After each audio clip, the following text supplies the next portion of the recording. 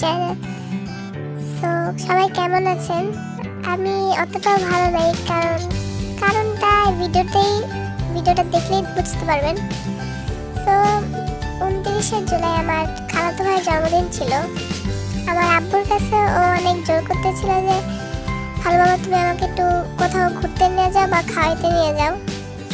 তো ওই দিন আব্বু বাসায় ছিল না, তাই বলছে আচ্ছা ঠিক আছে আমি বাসায় আসি তারপর নিয়ে যাব। তো আমাদেরকে কল দিয়ে বলছে যে তোমরা হলো যে তামান্না পার্কের এখানে যাও, আমি আসতেছি। তো হয়তো অনেক এক্সাইটেড হয়ে গেছে যে খালু বাবা আমাকে খাওয়াইতে নিয়ে যাবে। প্লেসটা অনেক সুন্দর ছিল। এই যে ভর্তা, মাছ ভাজা, একটা ছিল রূপচাঁদাটা আমি দেখাতে পারিনি।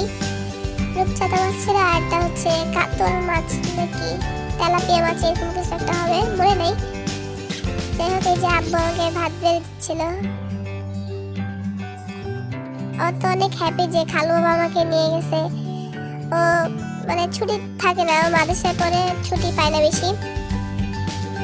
আমি আব্বুকে বলছি মানে রূপচাঁদা মাছটা অনেক ছোট ছিল, আমি বাবাকে বলছি বাবা আমাকে রূপচাঁদা মাছ দিলা, তাহলে দেখি ছোট্ট একটা মাছ বলছে না তাহলে তুমি আমাকে এই মাছের লেজটাই দাও আমি খাই। এই যে বেগুন ভাজা, ডাল, সালাদ। যাই হোক খাওয়া শেষে আব্বুর গাড়িতে করে একটু ট্যুর দিতেছিলাম।